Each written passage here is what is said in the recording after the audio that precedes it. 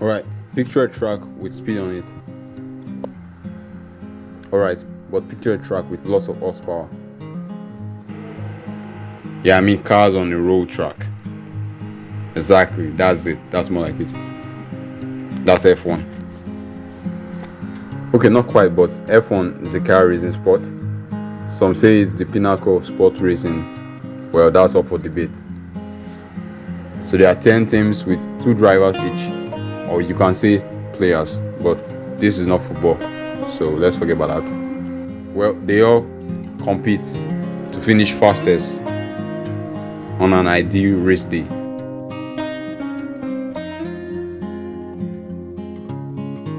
Well, I say ideal because there's a lot of racing going on in a race weekend. We have 3 practices, namely FP1, FP2, and FP3. The FP stands for pre-practice. We have qualifying Q1, Q2, Q3. That's after the FP. That's after the free practice session. And the qualifying usually takes place on Saturdays. Well, I won't dive deep into qualifying other than how you finish in qualifying determines how you start on race day, which is Sundays, or Domingo in Espanol, my Spanish brothers. Hola. And qualifying is determined by fastest time with elimination going on in Q1 and Q2, leaving the last 10 drivers or the top 10 drivers left to compete for the remaining 10 positions. So they will start on race day. Okay, I think I delved a bit deeper. Well, I lied, plot twist. On race day, it's all about finishing first. So everyone does all they can to finish first. And points are given to drivers in position 1 to 10.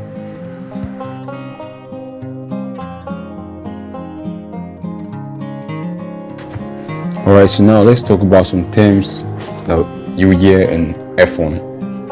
One of them is the constructors. Now you might wonder what has constructors got to do with F1, but we're not talking about builders or people who manufacture things. But actually, yes, in some way they manufacture things because the constructors are people or corporate entities which design key parts of a Formula 1 car. And some constructors that I can think of, like Ferrari. Ferrari is the most popular because they've been in F1 since its foundation. So they are the major constructor team that is still available there. While others are, others they design their cars and everything, but the engine might be from another person, like McLaren now. McLaren, they do the chassis, while Mercedes supply them the engine. Some other teams are like that too, like the Red Bull teams, their engines from Honda. But recently they are trying to, make their car by themselves, but for now they are still using the engine from Honda. And the constructors are scored their own separate points, separate from the individuals' points. So we have the drivers' standings, that's their table for points, and we also have the constructors' table too. You understand? Because based on how the drivers of the teams perform weekly, they give the constructors a point assigned for the 2 drivers. There are 2 drivers. Their combined points forms that team's point for that week. So even at the end of the season, you see there's the driver standing, that's the world champion, and they also have the constructors team champion too. So basically everybody's competing for 2 titles, the world championship and the constructors championship. It's a really, really fun sport, trust me.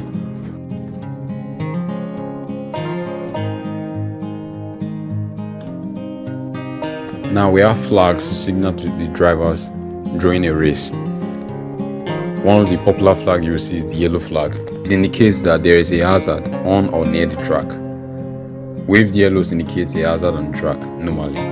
As when the steward they wave the flag 2 times, it informs drivers that they must slow down, as marshals are walking on or near the track, so that nobody gets crushed, please, because these cars are moving at really, really high speeds.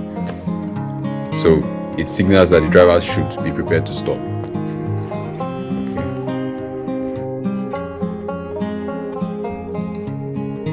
The green flag, green means go normally, and in F1 the same thing. Green flag means normal racing conditions apply. This is usually shown following a yellow flag that has indicated there was an hazard. Now the green flag indicates that the hazard has been passed and everything must go on as before. And it's a green flag is usually shown at the start of a session.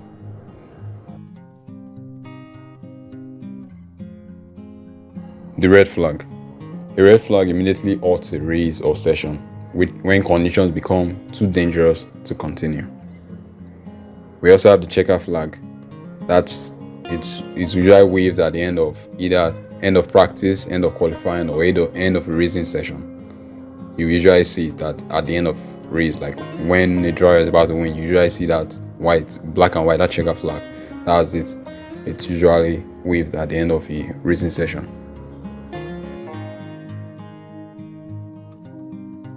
When there's a problem on the track, the stewards, the FIA stewards, usually deploy the safety car. The safety car is just there to move around the track along with the drivers behind it. That's right. The drivers must be behind, and everybody must go on very uniform speed, very slow speed, till the danger on the track has been, removed. It's just to make everybody calm. Nobody's allowed to overtake. Everybody must continue in your position.